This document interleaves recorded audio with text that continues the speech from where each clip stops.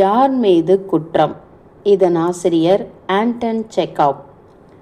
மெலிந்து பித்த உடலும் குச்சியில் குத்தப்பட்ட பழைய கருவாட்டை போன்ற தோற்றமும் கொண்ட கல்லூரி ஆலோசகரான என் மாமா பியோதர் டெம்யானிச் தான் லத்தீன் மொழி கற்பிக்கும் உயர்நிலைப் பள்ளிக்கு செல்ல தயாராகிக் கொண்டிருந்த போது தன் இலக்கண புத்தகத்தின் மூளை எலிகளால் கடிக்கப்பட்டிருப்பதை கவனித்தார்.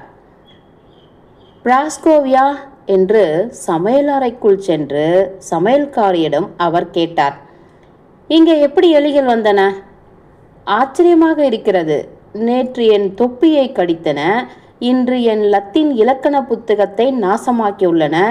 இப்படியே போனால் அவை விரைவில் என் ஆடைகளையும் தின்னத் தொடங்கிவிடும். நான் என்ன செய்வது? நான் ஒன்றும் அவற்றை உள்ளே கொண்டு வரவில்லையே என்று பிராஸ்கோவியா பதிலளித்தாள். நாம் ஏதாவது செய்ய வேண்டும். நீ ஒரு பூனையை வளர்க்கக்கூடாதா? என்னிடம் ஒரு பூனை இருக்கிறது, ஆனால் அதனால் என்ன பயன்? பிராஸ்கோவியா சமையல் அறையின் மூலையை காண்பித்தாள். அங்கே ஒரு தீக்குச்சியைப் போல மெலிந்த ஒரு வெள்ளை குட்டி பூனை துடப்பத்திற்கு அருகில் சுருண்டு படுத்து உறங்கிக் கொண்டிருந்தது. ஏன் அதனால் பயனில்லை என்று பியோதர் டெம்யானிச் கேட்டார். அது இன்னும் சிறியது, விவரம் தெரியாதது. அதற்கு இன்னும் 2 மாதங்கள் கூட ஆகவில்லை. அப்படியானால் அதற்கு பயிற்சி அளிக்க வேண்டும். சும்மா அங்கே படுத்திருப்பதற்கு பதிலாக அது எதையாவது கற்றுக்கொள்வது எவ்வளவோ மேல். இப்படி கூறிவிட்டு பியோதர் டெம்யானிச் கவலை தோய்ந்த முகத்துடன் பெருமூச்சு விட்டு கொண்டு சமையலறையை விட்டு வெளியேறினார்.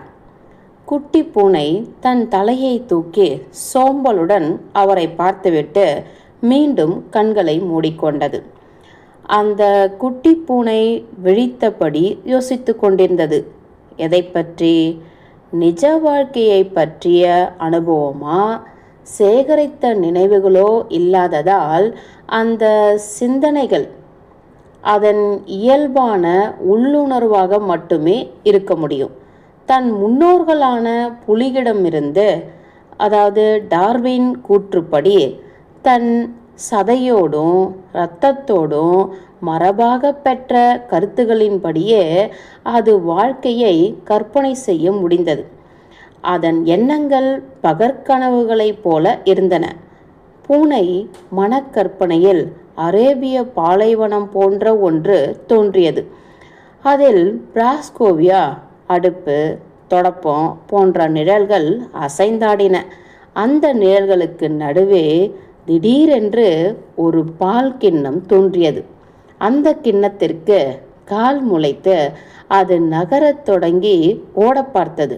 குட்டி பூனை ஒரே பாய்ச்சலாக பாய்ந்து ஒரு கொடூரமான வேட்டை உணர்ச்சியுடன் தன் நகங்களை அதற்கு பாய்ச்சியது.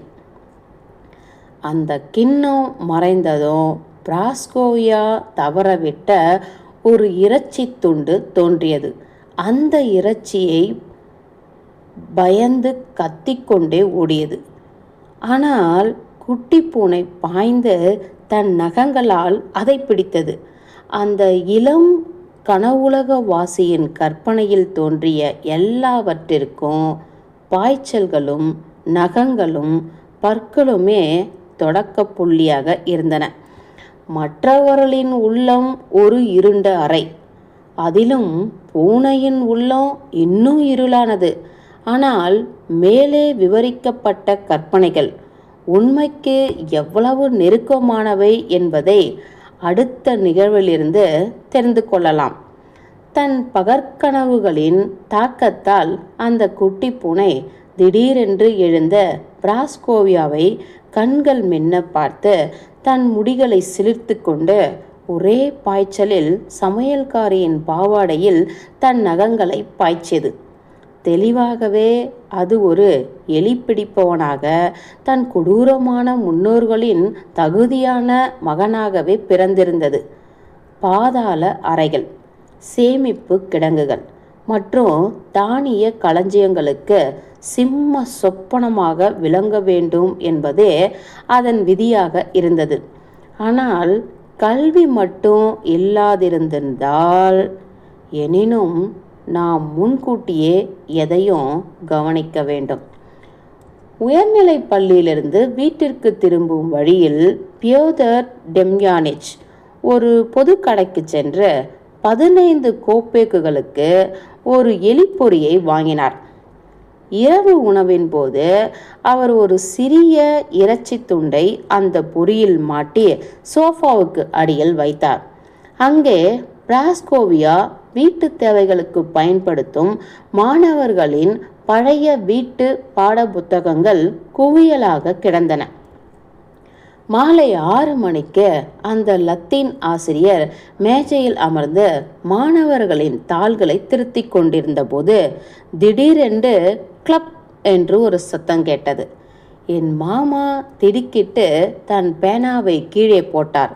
அவர் உடனே சோஃபாவிடம் சென்று பொரியை வெளியே எடுத்தார்.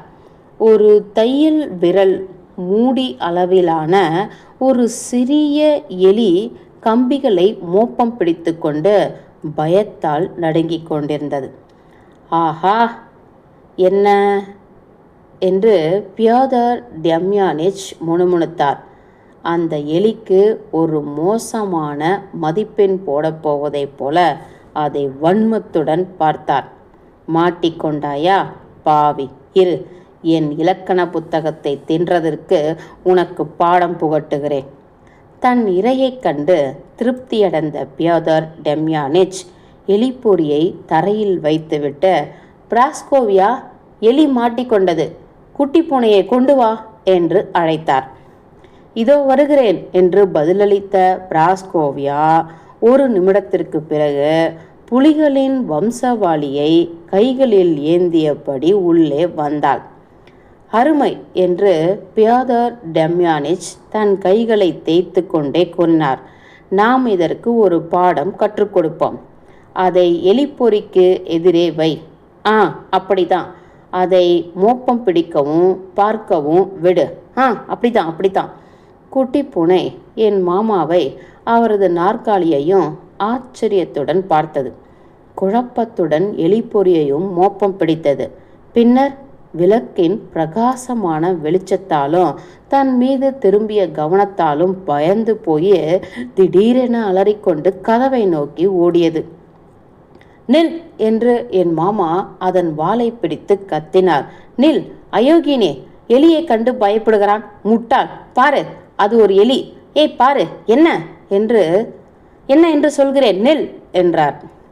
பியோதர் டெம்யானிச் குட்டி பூனையின் கழுத்து பிடியை பிடித்து அதன் மூக்கை எலிப்பொறியின் மீது அழுத்தினார்.